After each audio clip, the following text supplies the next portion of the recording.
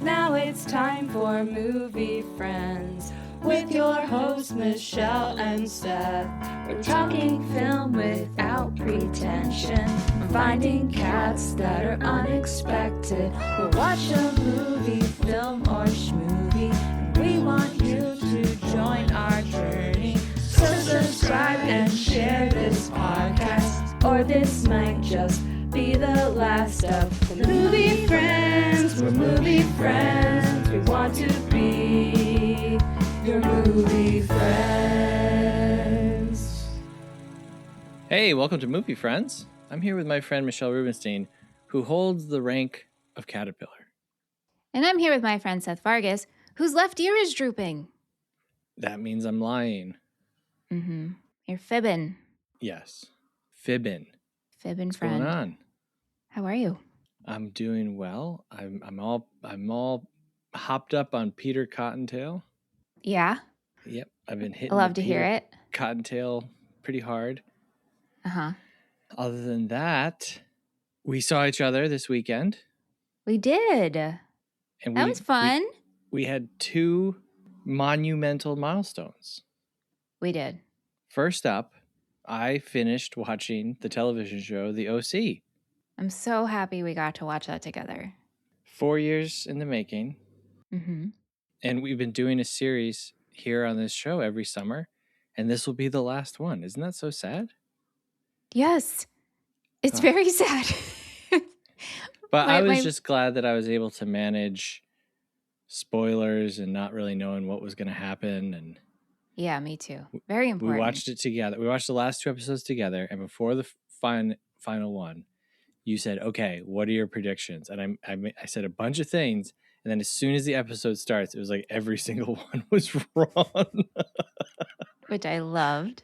Like, oh, okay, well. Yeah, so you guys have that to look forward to. That's coming to a August near you. Yep.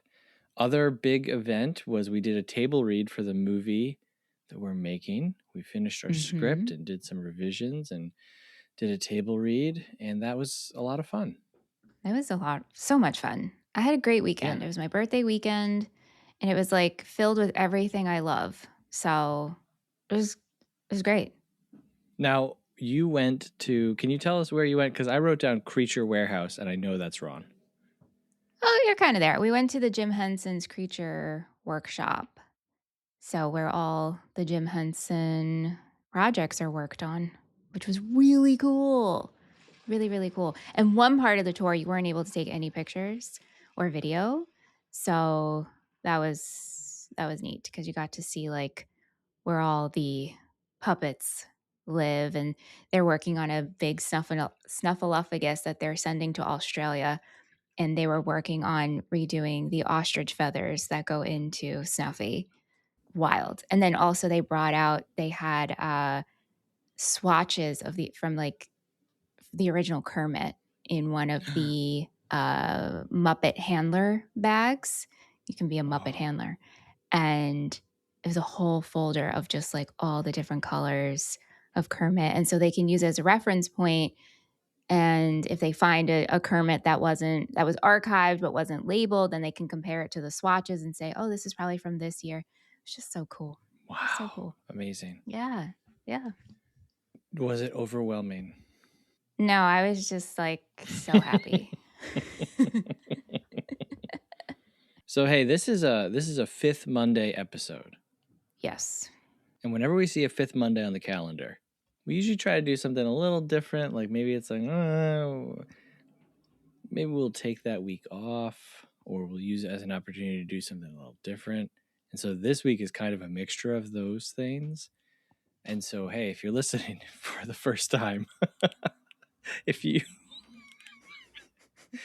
really excited that someone did an episode on Here Comes Peter Cottontail, and you're listening for the first time, this episode might be a little different than our normal structure.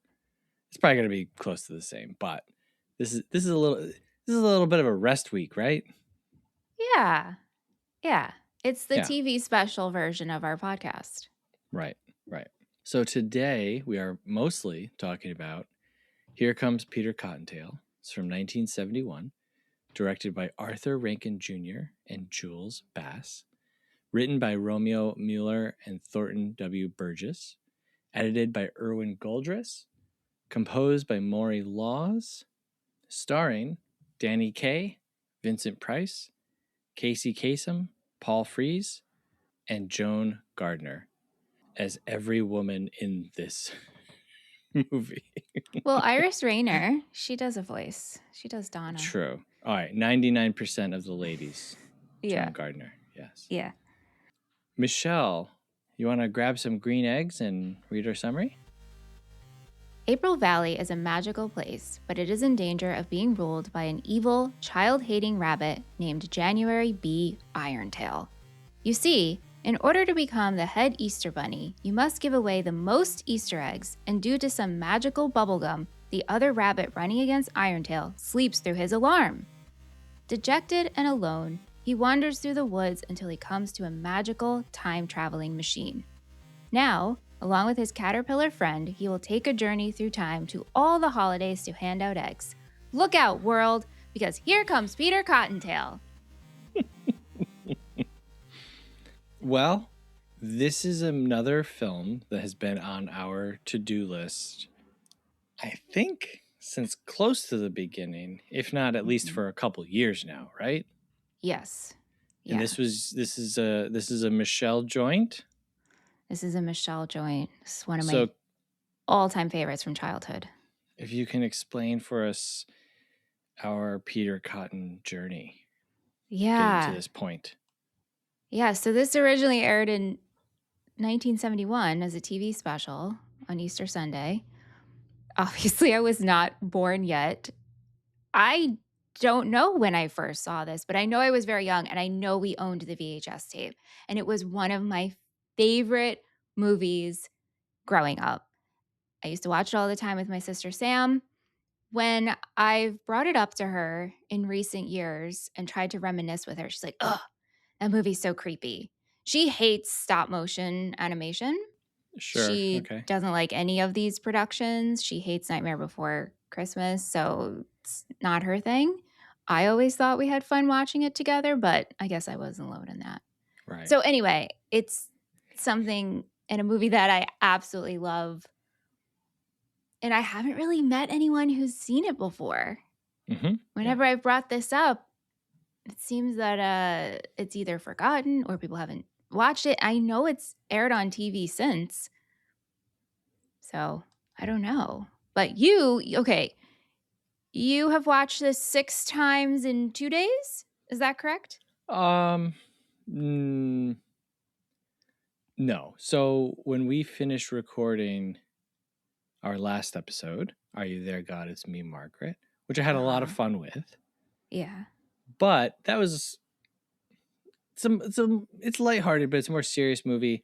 And we discussed a lot of our, real life with discussing that film. And so knowing that Here Comes Peter Cottontail was the next movie, it was like, I'm watching this right away. I want to shed the serious, all the research I did into Judy Blume, and I just want to go into something fun and ridiculous. And so I watched it that night, like 2.5 times, because it's only 50 minutes. It's so short. This movie flies by. Wait. You watched this right after we recorded. Yeah. I saw you over the weekend. Yeah. And you didn't even bring it up. We had a big weekend. We were together for hours. And we did a lot of stuff in those hours. We had a birthday cake. Everyone was singing to Michelle. Can you imagine? It was like can you imagine? Wow. There was pizza. There was there was a lot. My niece choked out my niece who does jujitsu and also is starting to do MMA. I was like, do a chokehold on me.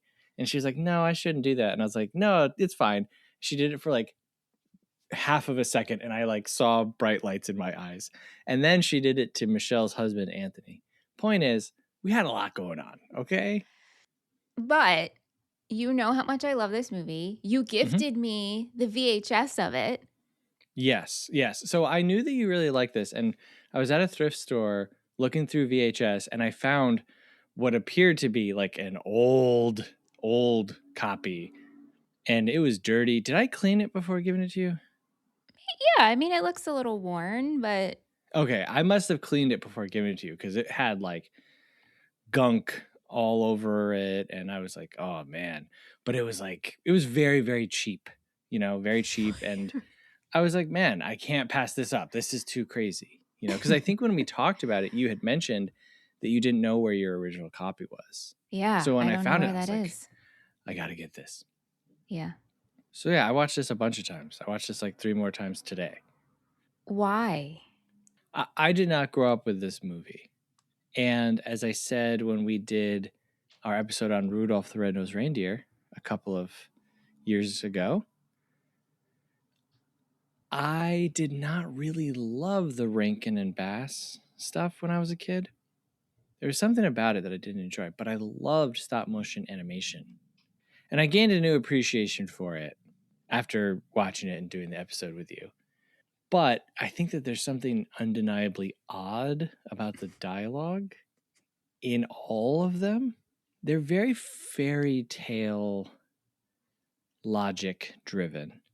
But then the dialogue kind of feels of its time, like 50s, 60s, early 70s. You could almost hear like Santa Claus saying like far out, dude, but like it never goes quite there. Peter Cottontail being voiced by Kacem probably helps that, because I'm just hearing Shaggy.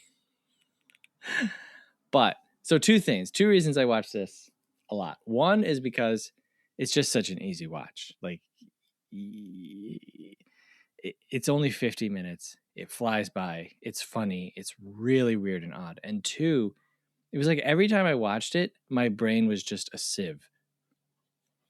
Like after the first couple times, I was like, wait, I actually don't know if I could tell you how Irontail gets his basket of eggs at the end. And then Santa shows up again. And so I just kept watching because I really wanted to get a grasp of this movie.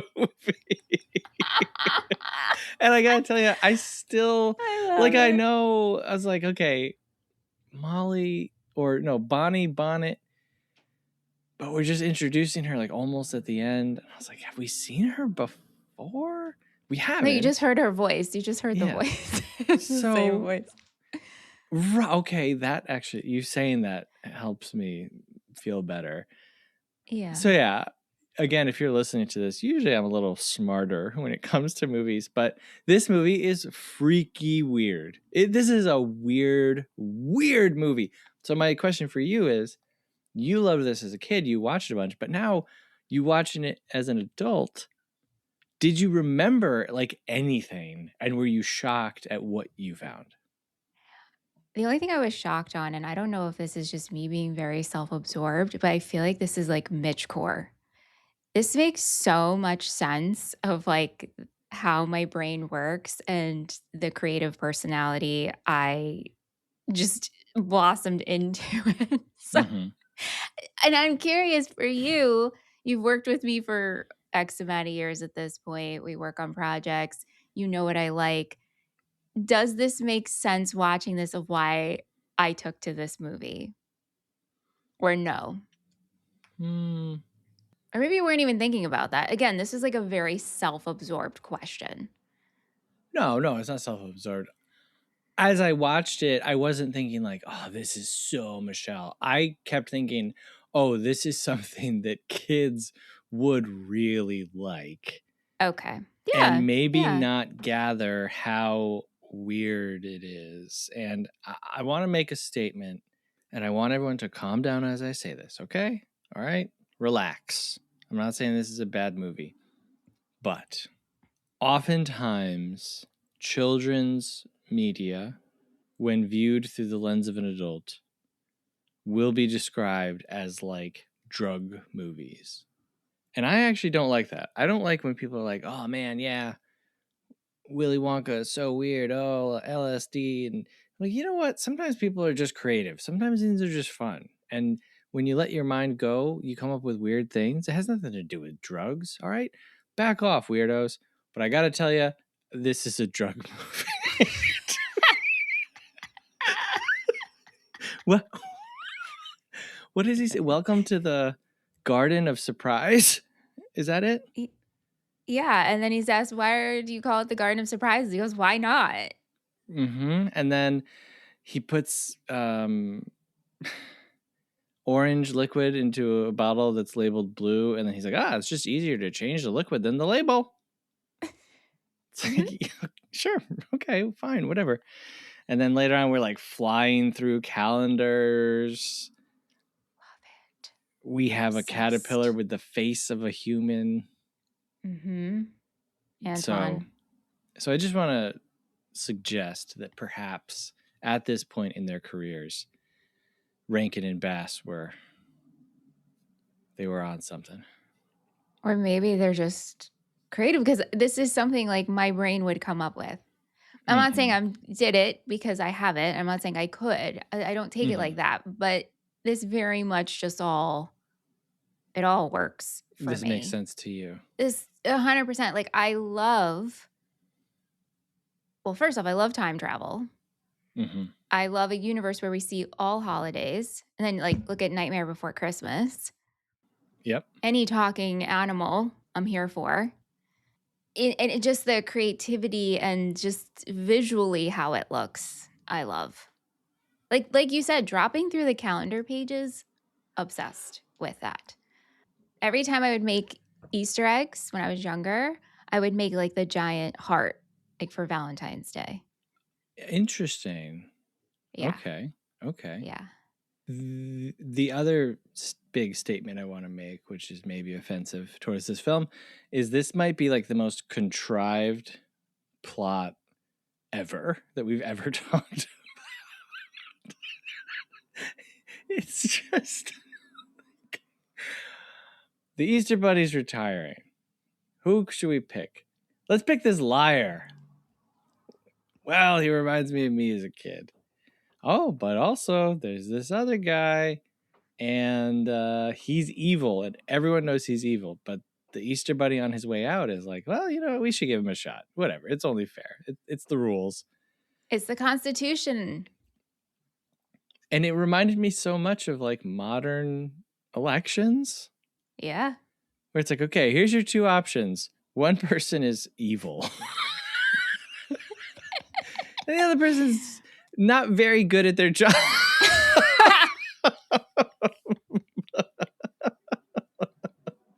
So you can either have the evil dude or the person who doesn't really know what they're doing.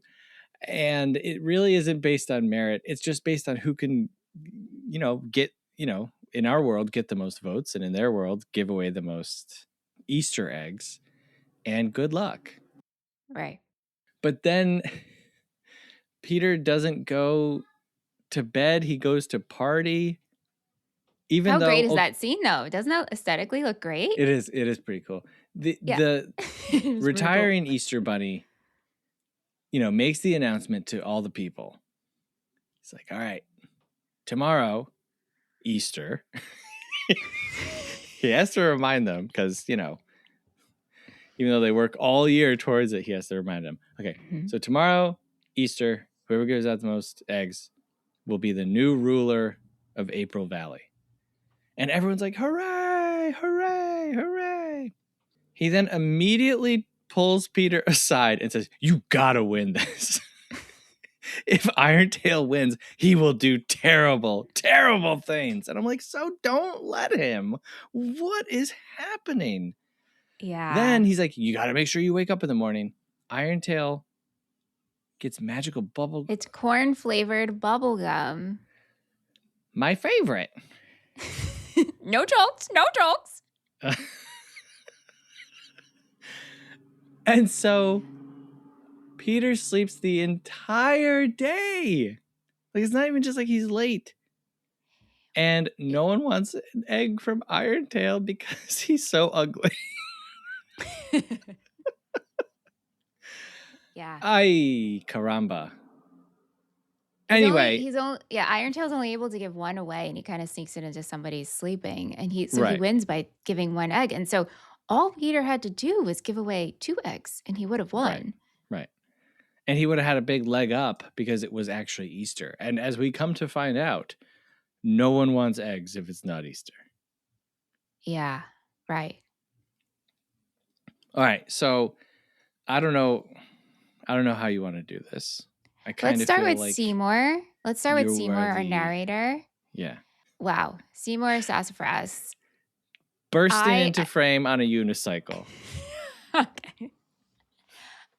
This is something I noticed as an adult watching this, and my eyes almost fell out of my head when I opened up our shared notes and saw what you wrote, because my first note on my second watch, because I wanted to watch it without writing anything, and then the second watch was to take notes. Anyway, my first note is Seymour reminds me of Conan O'Brien, and you had the same note, and I was like, oh my gosh, because I could not stop thinking about how this is Conan O'Brien. He looks exactly like Conan O'Brien. And then it feels like a weird guy that Conan would be doing. Right. Yeah. Yeah. I love Seymour. He's a magical being. He's a peddler. He creates all the color and the paint for April. He's so quirky. And he's our trusty narrator. How do you feel about him? He's like a troll of a person. Like he just loves saying something, and then when someone asks him about it, he's like, well, why not? Or of course this is how it works. Or I couldn't get over how difficult they made his introduction for no reason. For no reason. What do you mean? What do you mean? Well, he comes in all hobbling all over on a unicycle and then falls off a cliff. If you're trying to save man hours of animation, wouldn't you introduce him like happily strolling down, the lane, and then being like, "Oh, hi, I'm Seymour S. Sassafras and Company, and here's my wagon." Like instead, he comes into frame and he's like, "Whoa, whoa, whoa, whoa, whoa," and then falls off a cliff. Which is something you would write if you were on drugs. Or you're just like, wouldn't it be funny if? Right. I'm not denying that they weren't on drugs, but also it was funny. Yes. I mean, I'm not claiming it's not funny. It's funny. It's definitely funny. It's just, again, thinking about how films are made and especially how stop motion animation is made. I know. Yeah. You're opting for that as the intro to your film. But hey, it's cool. But shouldn't we like compliment the dedication? We could have gone an easier route, but instead we're going to go this route. Absolutely. I agree. I mean, we've got full-blown hallucinogenic dream sequences, song and dance numbers in this. Yep. They're going for the gusto. But yeah, I like Seymour. I think he's funny. I like his line, "Great chattering chicks." Mm-hmm. Measly mush meatballs or something said later on. There's a couple of good exclamations in this. Yeah. I thought it was weird when Peter falls asleep on him later. Okay.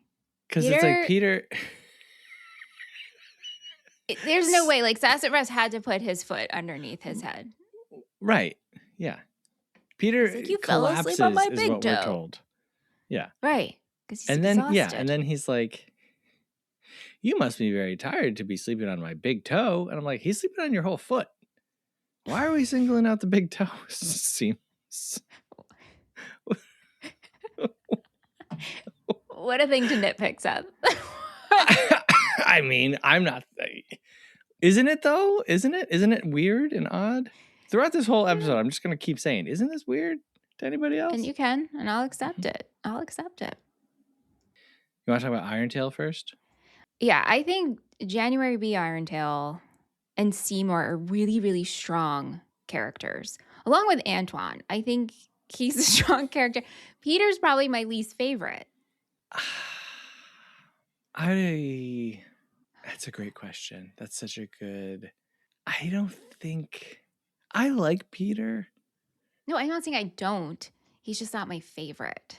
Well, I like all the different get-ups. Like he really keeps trying in Oh, these well, yeah, different get-ups and sure. holidays, and it's like so pathetic. Like I said, people are acting like being given an egg is the biggest inconvenience, disgusting. Ugh, ugh. An Right, like how egg could you? on How could Mother's you? Day. Right. It's like a Right. magical rabbit is talking to you. Yeah, right. Like in Take this the egg. universe, it doesn't matter if a rabbit shows up talking. We're not taking anything from you. Like that's a normal situation. Right. But it's made normal by the presence of the Easter Bunny. So Right. in this world, you know that the Easter Bunny is real. And you know he gives out eggs. So if he shows up on the 4th of July, you're not going to be like, oh, the Easter Bunny's. You're going to treat the Easter Bunny like dirt? Apparently. Yeah, that's Not what gonna this be- is telling us. This is what this is this So- is the lesson. So we only want magic rabbits on one day. Like then it's awesome. It's great. This is like if Santa showed up on the 4th of July to give out presents and everyone was like, Santa, get out of here. It's not your time yet. Stay in your Mhm. lane. Mm-hmm. Right. Right. George Washington always had green eggs. For his lime Peter, tree. yeah, the lime tree. Yes, Peter, because we know that lime trees give out green eggs. Peter has one of my favorite lines in the movie where, as mentioned earlier, sassafras changes a color instead of changing a label. And Peter says, well, it'd be impossible to change my label, which is failure. That's your favorite line. Yeah, it's really pathetic. I find this guy to be incredibly pathetic. Like, Peter Cottontail is the biggest loser, but I like him for it. Like, imagine going to a party and then sleeping the entire next day. Right. And missing the one thing you had to do. I mean, what I don't understand is Ben, the alarm clock, when he went to go crow or whatever, chicken, what is the sound that a chicken, what is that called? Cock-a-doodle-doo? Right. When he goes to do that, Crow. the bubbles. I mean, the cock of crows is usually, yeah. Okay. So he can't because of the bubble gum and they're silenced, right? But you're telling me that's for the whole day? Like, or Ben couldn't have like flown off and pecked at him or whatever. Now I'm nitpicking on something I didn't need to nitpick on. But it's another area where you're like, that is so much more creative and difficult than it had to be, because he could have just, Irontail could have just like reached in the window and unplugged his alarm clock. And instead we have to create corn flavored bubblegum. He has to, it's a Flintstones-esque alarm clock. yes, right. Correct. Yep. Where it's powered by an animal. We don't see that throughout anywhere else in April Valley, so whatever. Yeah. Then when he crows, when he cock-a-doodle-doos, the sound is trapped in bubbles. Yep. That float away. And so when they pop, it does, you do hear it, but it's too far away from Peter to hear. Right. Yeah. Convoluted and contrived to the most absurd degree. Yeah. And I'm not complaining. I'm not complaining. No, I know. It's funny. I know. It's funny for it to be more than just like a very simple answer. It's a magical, this is for children, So it's a magical. It's all magic. But it's all magic. And then for no one to check to see if Peter left town. Well, right. I mean, the little assistant, who I don't think he has a side. He just assists all because we see him talking to the main Easter Bunny, Colonel Wellington B. Bunny. And then we see him talking to Irontail. And so you think maybe he would have been checking up, but maybe that's not his role. Also, he was kind of hesitant about Peter becoming the new Easter Bunny. Yes, as he should have been. Yeah. He's not the most trustworthy. Also, I find it funny how, like, when Colonel Wellington B. Bunny was going through the pictures of potentials, and he's just like, nope, nope, nope, nope, nope. It's like, do you know these guys? You're just looking at Right. pictures of them. We're just judging a book by its cover. Well, so photography exists in this world, but alarm clocks don't. Well, alarm clocks do. This is just how they work here. You know what's funny? Actually, I said that and then I thought, well, wait, wasn't photography invented before digital alarm clocks in our world too? Yeah. hmm Okay, so you know what? April Valley But is he right on winds track. his clock. It's like a wind. What'd you say? I'm sorry. I said April Valley is right on track then, historically. Oh my God. Yeah, and the guy's like, I don't know about that guy. You know, he's a big liar and this and that.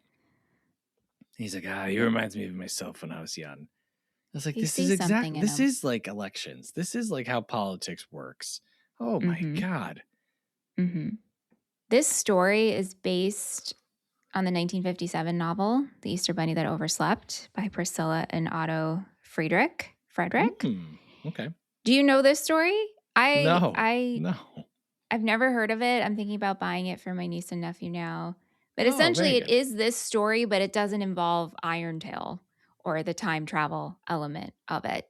It's just in that book, the Easter Bunny sleeps through Easter and wakes up on Mother's Day and then has to give out eggs for the rest of the holidays. And then Santa, I believe, helps him, from what I've gathered. I mean, I don't understand why that would be the case, but God bless him. Okay, so you said something that I would really like to go back to. Yeah, let's do it. You said that Irontail is a very strong character. You don't care for Peter as much. So talk to me about January B. Irontail. What a good villain. He is mad because his tail was injured years ago. It was an accident. A kid like roller skated over his tail. And so now he has to wear a prosthetic metal iron tail. And he just wants to become Easter Bunny because he doesn't ever want to deal with kids again. He just wants a peaceful life. There is such a good line delivery from Vincent Price here where someone says like, well, why, if you don't like kids, why do you want to be the Easter Bunny? And he says, to get even. Yeah. And I was like, oh my God. Yeah. It's interesting to be like, I need to have a tail. I mean, look, I lost the tail in an accident, but I've got to have one. And it should be made of iron. I just, it's like I wonder what he looked like before the accident. And was he softer?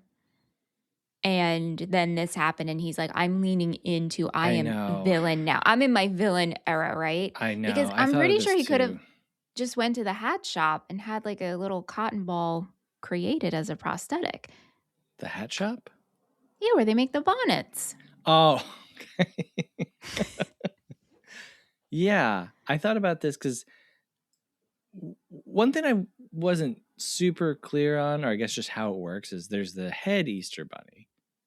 Yep. And then there's junior Easter Bunnies. Mm-hmm. So these guys are also out giving out Easter eggs. Probably like project managers. Like we know Santa delivers all the presents, but the elves help. But does the Easter Bunny deliver eggs to everyone in the world in one day too? Or does he have a bunch of juniors? Like associates.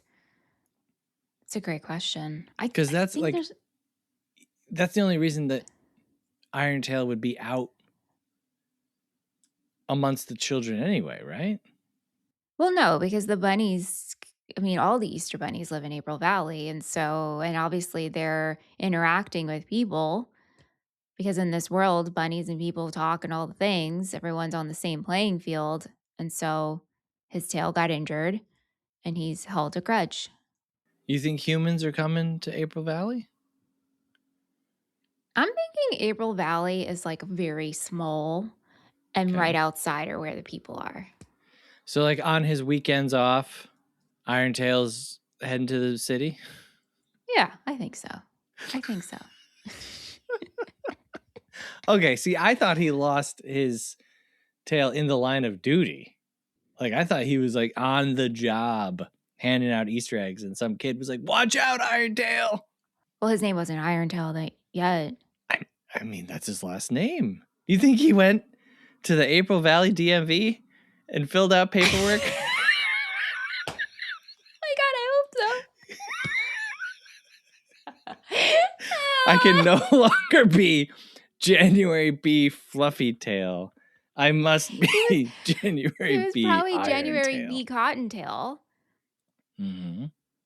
And then Irontail. And like I said, I think like he changed his whole persona. He went to live in Anyway, that big old upside down beehive on the hill or whatever it is. he flies on a bat. He has a spider who does his dirty work for him. Mm-hmm. This is fantastic. It's fantastic. He's a great villain. Montresor is his bat guy. Mm-hmm. Away! And then he flies away laughing. Like, this is how we're introduced to this guy. How we're introduced to him actually is he's kind of like pacing. Like, he's just like, ah. It's like, this guy's out of his mind.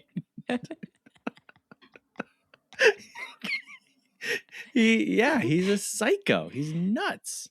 Uh-huh. Yeah. And, played wonderfully by Vincent Price, who, I think enjoyed doing fun, over the top, I'm thinking of like House of Wax or The Monster Club. If anyone out there has not seen The Last Man on Earth from 1964, you gotta. It's so good. Oh my God, it's so good. But yeah, I think he's having a lot of fun as the evil bunny. Wouldn't you? I don't know. Like, what role? Let's say me and you were able to go and play a role in this movie, right? Mm-hmm. You're telling me you don't want to be Irontail? I think I'd want to be Peter. I think I'd be able to pull off. No way. Yeah, I think I pull off pathetic sad guy better than. You definitely do. I won't deny that of you. Yeah. I'm always, it's an ongoing joke with the two of us, but I'm always writing myself in the role where like I get killed or something bad happens to me. I feel like I can do that better than the twirling mustache guy. Yeah. I guess the second one that I would. Okay. Do you have anything else on Irontail before we move on? Because. No, I guess we can leave Irontail. Once we move into our next guy, I feel it might be the rest of the episode.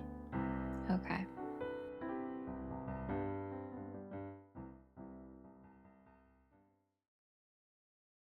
Okay. Peter oversleeps like an idiot. Immediately, April Valley is just thrust into hell. It's raining. It's horrible.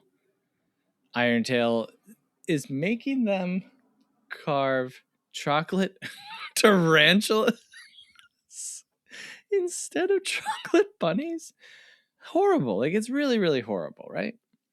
Okay. And don't forget, no bonnets. We get galoshes. Right. No more Easter bonnets, only Easter galoshes.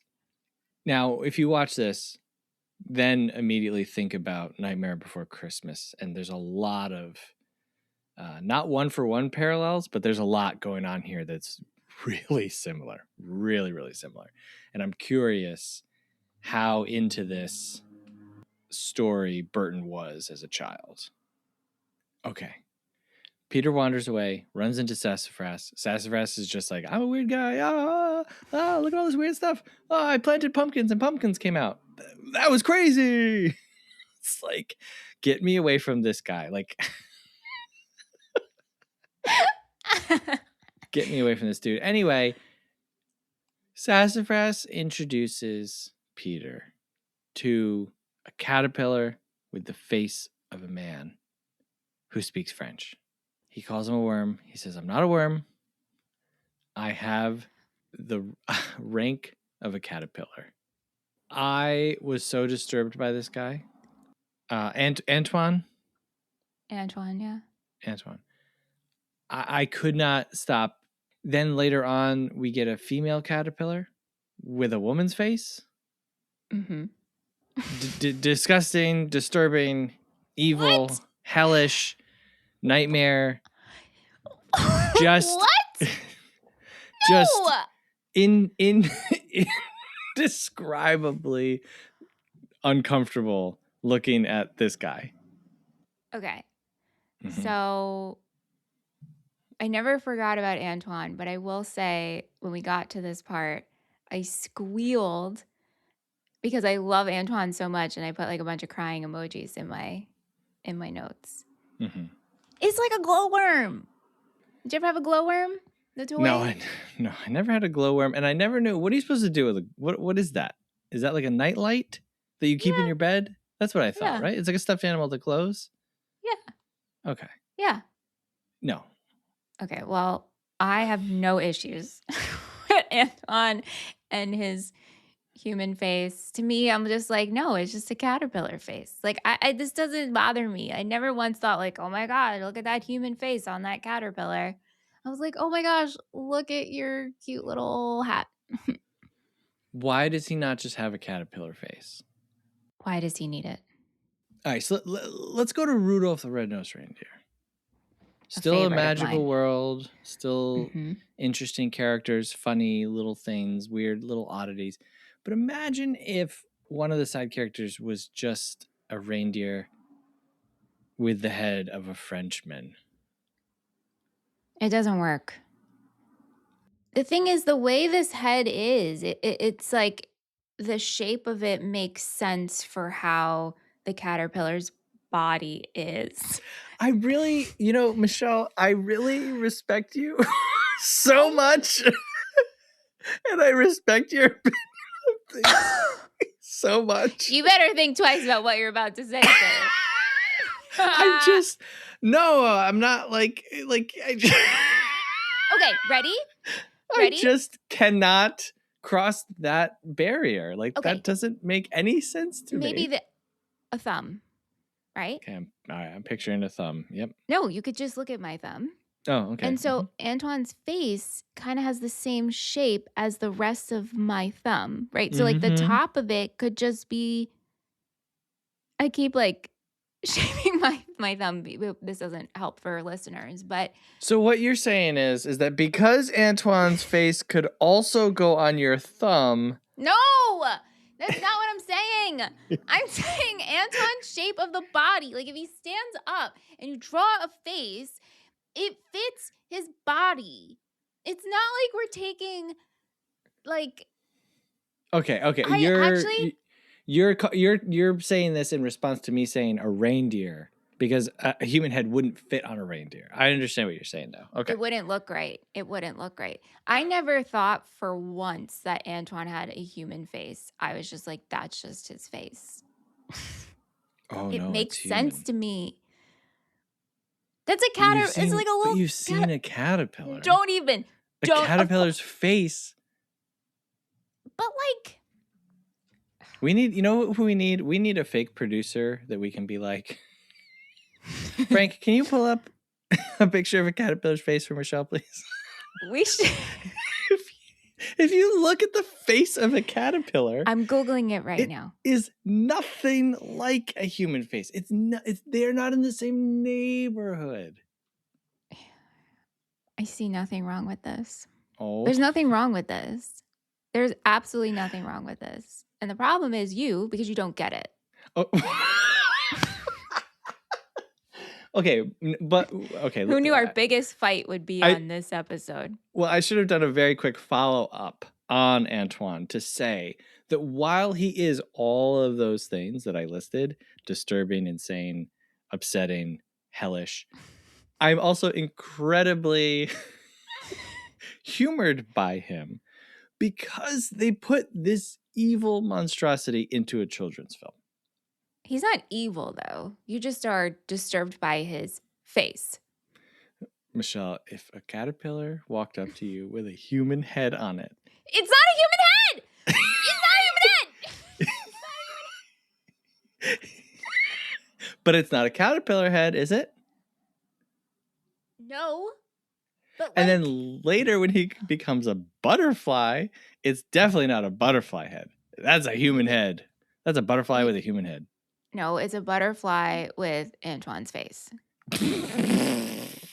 Okay, so it's not a human, it's not a caterpillar, it's an Antoine.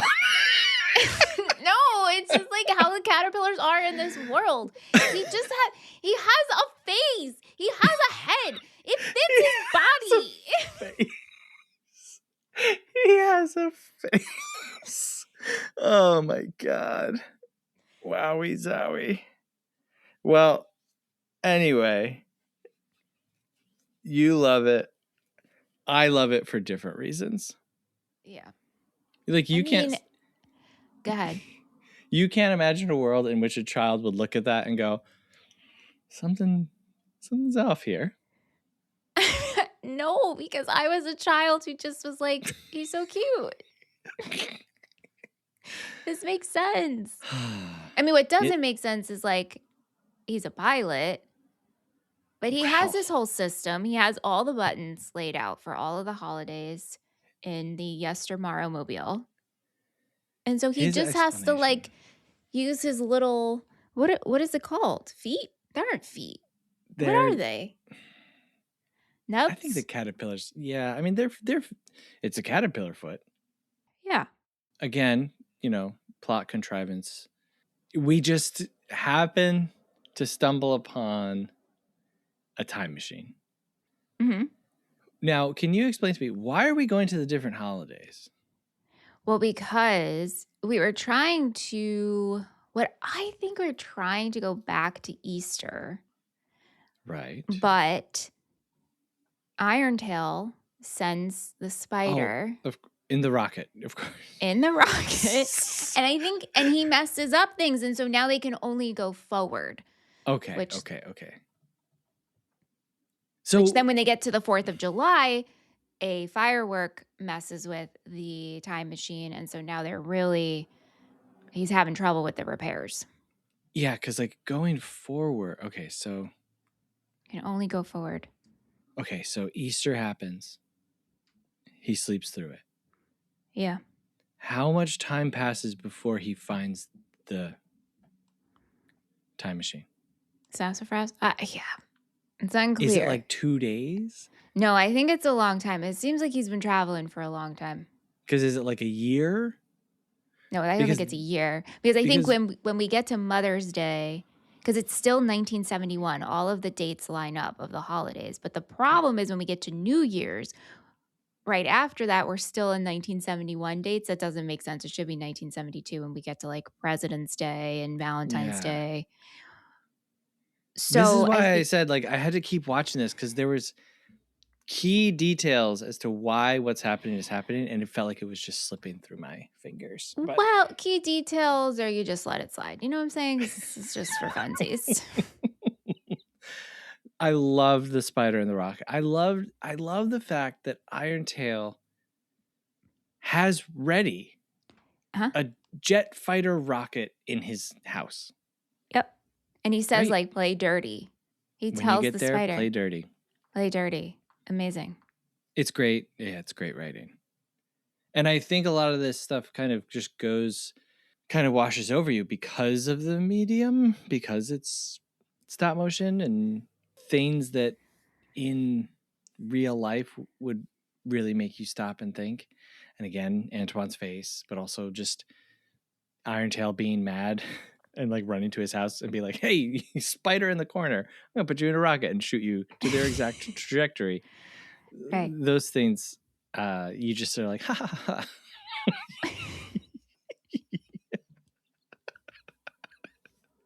Oh my goodness gracious. Okay, so Antoine has a philosophy. Yep. Which is, if things go wrong, okay, just improvise. Mm-hmm. He sings a whole song about it. He says, put bananas in your apple pie. Right. And you love this. I love it. I love this whole sequence. I love how weird it is. All of the worms. I mean, excuse me, all of the caterpillars. Some of them, they all have faces. And so in this world, this is just the standard for the caterpillars. Mm-hmm. Mm-hmm. It fits, I think, because it fits in the body shape. Like, it just makes sense for like a face to be on a caterpillar like that. Moviefriendspodcast@gmail.com. Let us know if you think a human face fits on a caterpillar. This is genuinely the part where I was like, okay, this is a drug movie. This is a trip out. Antoine, put bananas in your apple pie. I was like, something's happening here. It's silly stuff. But then, not silly. What I found to be like quite tragic and unceremonious is that Antoine is left behind. I can't with the cry, the tear. I mean, It's crazy. Does your little heart break? I don't tear up watching it, but I am like, my, lost in time, like Doc Brown in the Old West. You know what I mean? I know. Heavy stuff for a kid. Heavy stuff. And is that in Thanksgiving or? No, that's in Christmas. Christmas. He's left in the beard because he was snug as a bug as a rug. Oh my gosh, I love it so much. He's like, I was so snug in here. But then he's like, his little worm nubs are like, no. I know. He's like, Pierre, wait for me. Oh my gosh.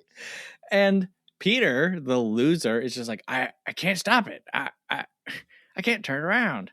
It's like, Peter, you know what then, Peter? You jump off, okay? You and Antoine live here now. Right. Around this point, we meet Bonnie the Bonnet. Bonnie the Bonnet, who left April Valley a long time ago. And she's in the shop on Christmas Eve. No one wants her. And so Peter's like, I'll take her. And in exchange, here are some Christmas eggs, which the shop owner was like, they're beautiful. I'll take them. So is everything coming out of April Valley conscious with a soul? Probably not the chocolate. Probably not the chocolate. You're making hats with hopes and dreams? Like, oh, it's a little like Island of Misfit Toys. Just wants to fulfill the purpose. Well, so I was curious because Rankin and Bass made a lot of these specials, and I was like, was this like later on, in their output that they were like, we're running out of stuff, we got to do Peter Cottontail thing? This predates a lot of their other stuff. So they did do Frosty the Snowman, the cartoon, and then Santa Claus is Coming to Town, and then the next one is Here Comes Peter Cottontail. So yeah, this is like in the prime. They do Little Drummer Boy, Frosty the Snowman, Santa Claus is Coming to Town, Here Comes Peter Cottontail. Mm-hmm. Boom, firing on all cylinders. Yeah. Can I ask you what your favorite holiday stop was? I'm very tickled by the idea that no one wants green eggs except for on St. Patrick's Day, and that's kind of how they wrap the whole thing up. Mm-hmm. Because Irontail, again, he could have just stomped the eggs, but instead he has to cast a magic spell that turns them green. And so now it's like no one wants a green egg. So that maybe was my favorite, only because of, I hate to keep using this word, but the contrived way at which we arrive at this holiday and that everything works out. It's great. I think that's great. What about you? I mean, Halloween. Oh, sure. Oh, the witch. Madame Esmeralda is just so fantastic. Irontail gives her a call. She's like, I'll mess with hairs. Great. Then she goes up to Peter. And this, I guess, if, going back to like, you could play Peter. When they have, like, she like evil laughs at him and then he's like, what's so funny? Like, and he laughs back. That was a good exchange. Tell me, what's the joke? What's the joke? What's the joke?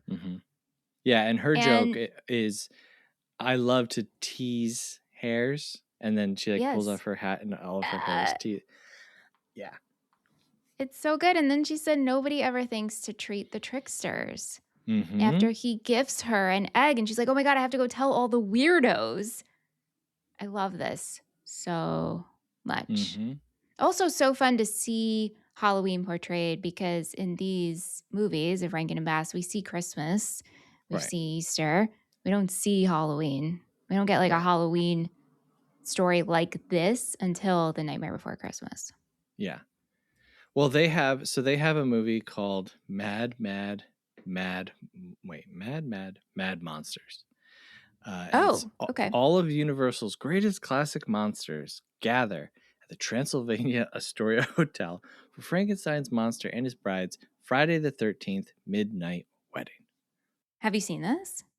I haven't seen this, but I have seen another film called Mad Monster Party with a question mark from 1967. This was a solo Jules Bass outing, but Rankin was one of the producers on it. This movie is the inexplicable feelings that I get from Peter Cottontail occasionally is like throughout the entire Mad Monster Party movie. Highly recommended. It has a bonkers ending. It's not very good is the problem. Like how Peter Cottontail is like a fun, easy watch and it's silly. It feels a little more arduous and it's not as entertaining. But if you are looking for a Rankin and Bass Halloween movie, so they've done Halloween before. Yes. So this is it. Okay. All right. Two. Yes. Two. And Mad Monster Party would probably be a good movie to put on at a Halloween party, just in the background, with the sound off. Cool. Okay. Yeah. Something to look forward to. My favorite line in the movie is when they stop off at 4th of July and Peter's trying to give out the eggs. And the kid is like, you got firecrackers, rabbit? Gets me every time. Like literally. Yeah. Makes me exclaim laughter. He's got his hands in his pockets. Get him, Homer. I love it. It's really good. Yeah, later on when they're mad, they start throwing the eggs. Get him, Homer. And get him, Homer. Peter's like, hey guys, stop. You could break an egg. And it's like, I think that's their goal, Peter. I think. That's right. Yeah. That's right. But again, it's like, it's so funny to me that in writing this, the idea is that people hate eggs. They hate boiled eggs. No one wants them. I think it's like we don't want this outside of the holiday it's quote unquote meant for. But yeah. I guess so. That's what it is. Until St. Patrick's Day. When they go on Thanksgiving. Oh yeah, and the guy's too like, full. Don't even talk to me about food right now. So full. Like, I don't know. Take the egg from the magical rabbit and put it in your fridge. You can eat it tomorrow. Right.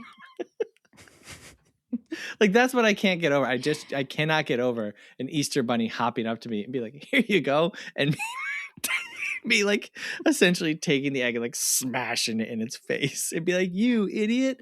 It's President's Day. Well, also they're all upset because it's like you didn't come on Easter and we almost got a bad gross eggs from Irontail who sucks. Right. So too little, too late. Right. We have a grudge against you. Right. Makes sense to me. Oh, do you have anything else on this movie? I just have another line that I love when they leave Antoine behind, and it's just Bonnie and Peter in the time machine. And there's a big button that says stop. Mhm. Peter never realized it was there, but he's coming up with ideas. And Bonnie says, "Is your talker stuck?" It's a great line. Can't get his words out. Yeah, mealy, mushy meatball or something. Mhm. I can't remember exactly, but there are a few very fun turn of phrase words and sayings and phrases throughout here. Yeah, the dialogue is good. I think the dialogue is very good. Did you have a favorite song?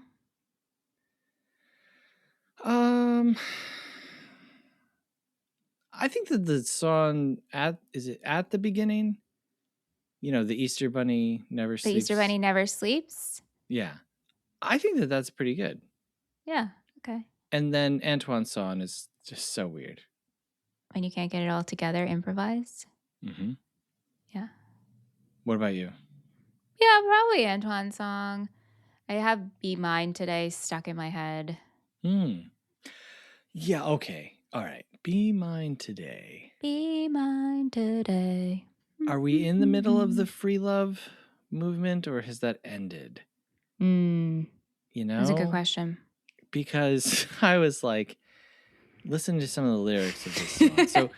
So Peter goes to Valentine's Day, right? And he meets Valentine's Day skating party. He meets a lovely young lady, and the whole relationship will only last for a day. Mm-hmm. And so there's lyrics in it about like, we only have 24 hours, so we got to make the most of it or something. And I was like, what is happening here? Mm-hmm. It reminded me of the popular song, if you can't be with the one you love the one you're with. Yeah.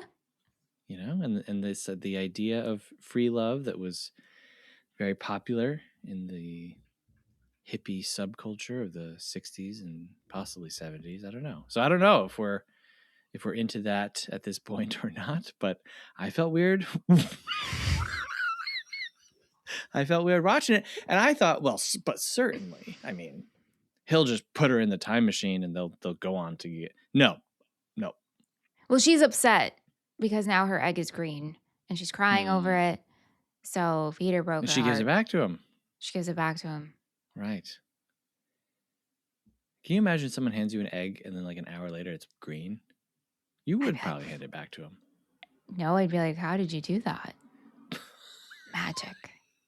Speaking of other magical things, and this fits in with just, talking about this movie because I love this so much as I was a kid. I've been watching home movies. And I recently watched one from Christmas 1990. And I opened one of my presents, and it's the VHS of Bed Knobs and Broomsticks. Oh, and very cool. I lose it in this home movie. I am clutching it so hard. I am so excited that I got this movie because I already previously owned it. And apparently something happened to it where I played it too much because I hear my parents cross-talking about it. And I'm so excited to watch Bed Knobs and Broomsticks, which also came out in 1971. Very cool. So maybe you need to explore the films of 1971. Well, Willy Wonka, right? And when we covered Willy Wonka, I was like, that movie so much influenced my creative process. Yeah. And so I'm like, what is happening here? Okay, we have Bed Knobs and Broomsticks. We have Willy Wonka. We have Peter Cottontail. Interesting. 1971. Just like 1994, which I love that year for films, personally. All right. I might look through the films of 1971 and send you a list of suggestions. And I want to rewatch Bed Knobs and Broomsticks because apparently this really struck a chord with me when I was young. I'm like 3 years old. And this is my favorite present at Christmas time. Wow. I've never seen it. Well, it's on the list that I added for us. Angela Lansbury? It's magic. It's all magic Roddy and fantasy McDowell? and traveling. I mean, it really just fits into everything I love. I very rarely do this with movies, and I don't want to upset you. I actually started watching this at one point But within not the to room last couple of 6? years, and I was like, I don't know. I get I don't know it. what's going on. I turned it off after like I haven't 15 or so minutes. Well, that's the thing. I haven't seen it as an adult. Yeah. So maybe I'd feel the same, but I'm curious if it would bring me back to a time that I was completely obsessed with this. It does. Yes. Every movie I rewatch that I haven't seen in Yeah. years and years, I'm like, I remember exactly. Remember wearing feety pajamas? Yeah, of course. There were a couple times as a kid. I shouldn't tell this. No, I'll tell it. A couple times as a kid wearing feety pajamas. Go to do the zip yourself up into it. Not good.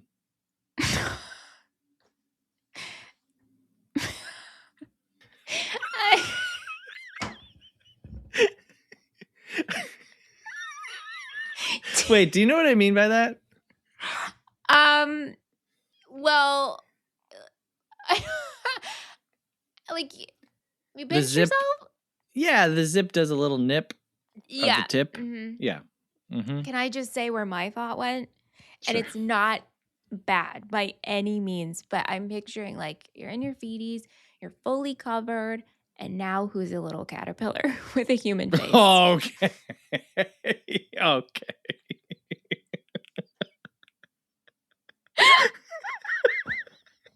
Okay. Well, you know what? I'm glad that we came around to that for you. I'm very glad that you were finally able to put me on the caterpillar's body.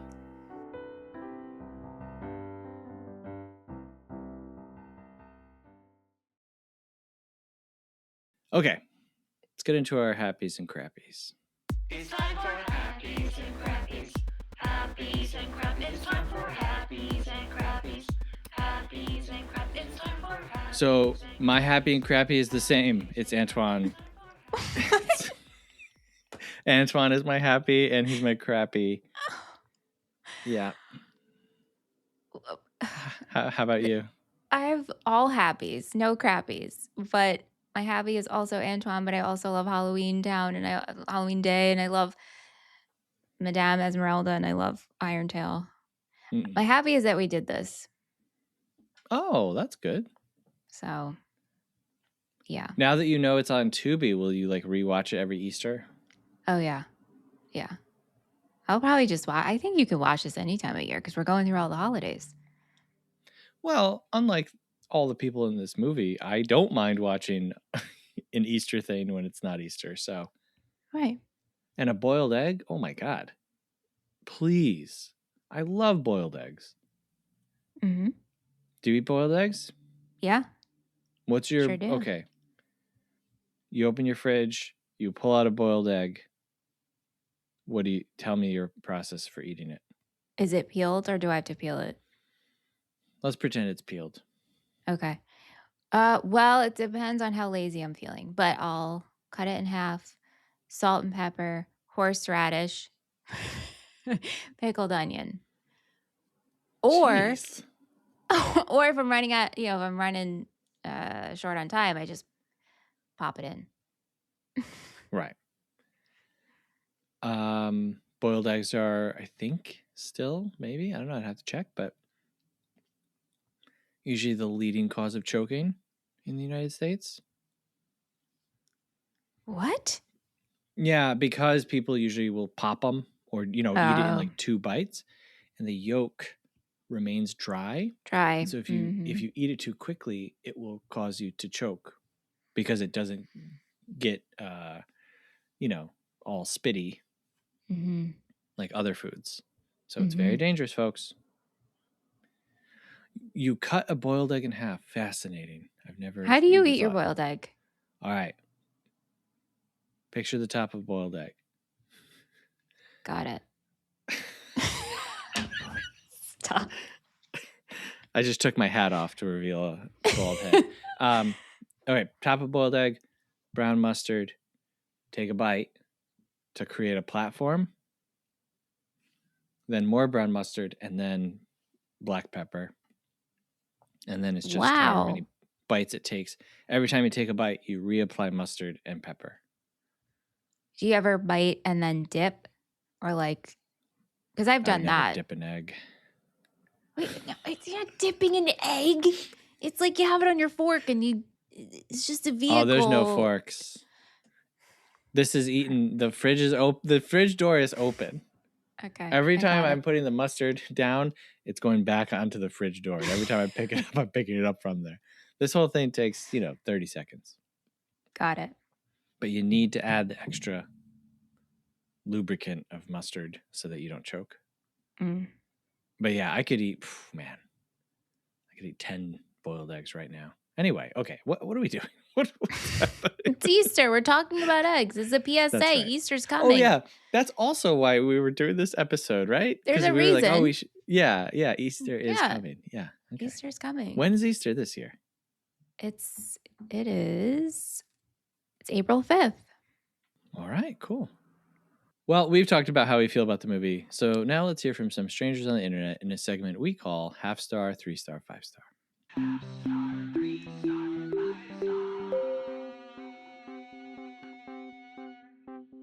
These are reviews from Letterboxd.com, which is a website and an app where you can log, rate, and review movies. We start with a half-star review, which is the lowest rating that you can give a film. We go all the way up to a 5-star review, which is the highest rating that you can give a film. I read the half-star review in an accent or an impersonation. Do you have any requests? Can you do Vincent Price as Irontail? Oh, Can you do Antoine? Do you want to do a bad French accent? I mean, yeah, I can do Antoine. Antoine's okay. Easy. But I did actually, one of the times I was watching through, I tried like repeating Vincent Price's lines.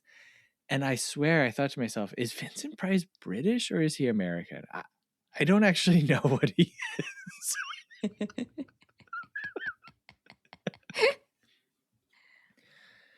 Okay. All right, so I'll read these as Antoine, which is basically just Danny Kaye as, doing a French accent. Yes. Now, I don't often do this, but I did pull 2 half-star reviews. There are not many. There's maybe only like 6 or, not many to pull from. First half-star review says, made an account just to document my hatred. Nope. Made an account just to document my absolute hatred for this movie. What the hell?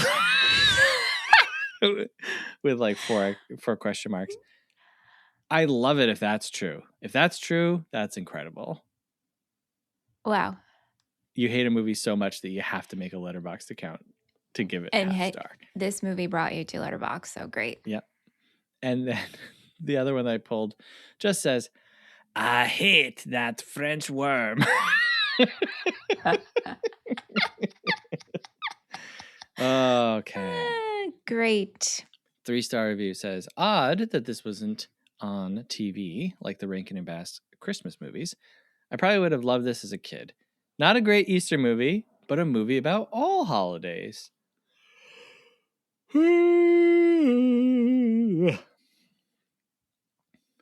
I can see its influence on Nightmare Before Christmas now. It was on TV. It was a TV special. I think maybe because it aired on Easter maybe Sunday. They're saying like it didn't air as much as the other ones. Do you know there's a sequel to this and it's like computer generated and it's Peter's? No way. Yes, and it's Peter's son and Irontail is in it. No, thank you.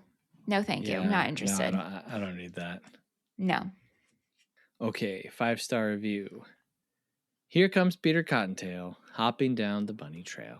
This is one of those movies that was pivotal during my childhood and directly influenced my deep love for animation. Thank you, Rankin and Bass. I owe you so much of who I am. Oh, written by Isn't me. That great? No, I'm just kidding. It might be written by you. All right, so we rate things as a movie, schmovie, or film. We rate it 1 through 5 stars. We give our thoughts on the runtime, if we recommend it or not, and we give a shout out to whatever part of the film's practical filmmaking stood out to us. Before we record each episode, we write down a guess of what the other hosts will rate the film. And every time we guess correctly, we get to add a point to our tattoo tally. And whoever has the most points at the end of the year gets to pick a tattoo for the other host that they will then get tattooed on them without knowing what it is first. Currently, in 2026, Michelle has 1 point and I have 6. Michelle, what did you guess for me?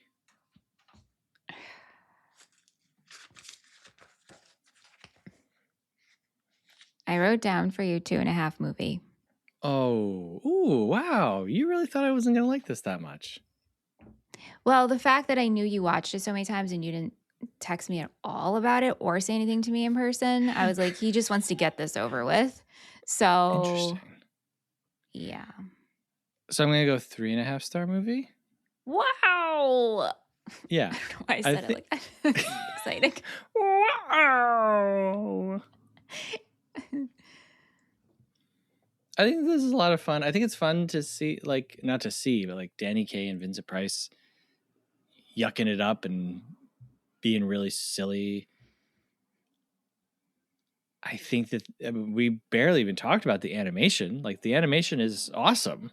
The stop motion of it all is great. And they're pushing themselves in ways that they really don't have to for the story. But God bless them. I think the runtime, like I said, is incredible. Less than an hour. What are you kidding me? I recommend this to everyone. Our episode on this is coming out on Monday, and then Easter's later this week, right? Yes, later this week. So you should Following watch Sunday? it with your families. Yes. Yes. Please, if you're getting together and someone's like, let's throw on the game. I don't even know if there are games in April, but saying, no, let's throw on Here Comes Peter Cottontail. And I think that it's something for people to experience. Definitely. This is weird. Okay, so for you, this might be too high now. I guessed 4.5 star film. Oh. 4-star movie for me. Ooh, okay. 4-star movie. You went too low and I went too high. I know. Ooh. I love this so much. I am 100% recommending this to everyone because, like you said, the runtime is perfect. I mean, it's over before you can really hate it. It's a good time. And like the practical filmmaking of it all, just look at the stop motion animation of it. It's amazing. My one thing that I wish we explored a little bit more and why my rating isn't higher is what happened to Irontail? Mm. We don't really see him like angry that Peter came into office. Like I would have liked to have seen that. Like once he cast the spell on the green eggs, that's it. So, but yeah, I love this movie so much. And now you have seen it. So yay. Yeah. This was a big week for Michelle introducing things to me. Yeah, it was. Hey, if you want to help introduce this show to other people, you know how you can do that? By giving us a rating and a review. Folks, we live in an algorithm-driven world, okay? And you know what the podcast algorithm responds to? Ratings, reviews, shares. It says, hey, people like this. Hey, people. It yells really loud like that. People want to share this with people. Maybe I should share it with people. So please, wherever you are, give us a rating and a review. It also helps us just feel happy, you know? Can I interject? Of course. If you've made it this far and you haven't given us a rating or a review yet, and you're thinking about it and you're like, yay, just drop some caterpillars in an Apple Podcast review or Spotify. Look at that. Look at that. A little Antoine. You can drop one. Or a butterfly. We talked about our favorite holidays. Maybe give us some emojis that describe your favorite holidays from this movie. There you go. Make it Yours easy was for good you. enough. I didn't need to. Hey, we're a team here, so. I didn't need to add to it. Okay. All right. Real easy. Caterpillar, holiday, caterpillar, happy or sad face, depending on if you like the movie. 5 stars.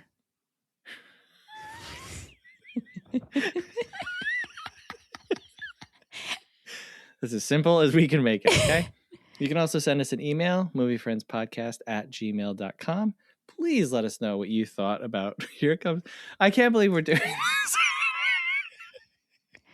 It's so funny to me that we're doing this. Oh, please let us know what you thought about Here Comes Peter Cottontail. Especially if you watched it for the first time because of this. Please, oh my God. Likewise, if you listen to this show because we did an episode on this, we need to know, okay? Please, we have to hear from you. You can also support the show, patreon.com/moviefriendspodcast. Look, folks, you whip out your desktop computer. Don't do this on your phone, okay? Because it actually will charge you more. You whip out your desktop. You go to patreon.com/moviefriendspodcast. Then you sign up, okay? Once a month. You're charged. You don't even notice it. You don't even miss it. Okay? Then you get ad-free episodes. You get to join our Patreon-only Discord.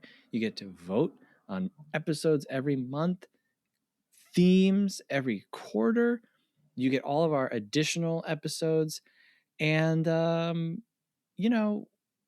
we'll be your friends forever. So that's patreon.com/moviefriendspodcast. Speaking of quarterly themes, Michelle, April begins the second quarter of the year. Our patrons in January voted for Denzel Month, which was a lot of fun. That was a great month. Yeah, good start to the year. Remember Mo Better Blues? Oh my God. Sure do. Butterbean's pink suit. Oh my God. Butterbean. Butterbean. Anyway, what have they voted on? What have they voted in for April? We're going to be talking about movies about musicians. Wow. This is a big one. Almost, I just want to say, too big. It's very overwhelming. It's in the amount of directions that one could go in this. Yes. Yes. But we're going to be starting with Amadeus. Whew. From 1984, directed by Milos Forman. And it's not streaming anywhere. Not yet. Hopefully by next month. That's true. Oh, it does. You never That's know. right. Every month You it never know. resets. Yeah. Our second Milos gig. I know. Right? We Yeah. were big fans of his other film that we covered, Man on the Moon. Mm-hmm. And you and I both came to starting with Amadeus separately. I can't believe it. I can't believe that today, in the same day, we talked about this and we both came to Amadeus and then we both thought of Conan for Sassafras. I was like, wow, stars are aligned for movie friends. The mental connection is strong. Yeah. All right. Well, thanks, Michelle. This was great. Thank you, Seth. And thank you for listening wherever you are. And remember, folks, in spring, the Easter Bunny never sleeps. Till next week when we're talking about Amadeus, thank you for listening. Have a good one.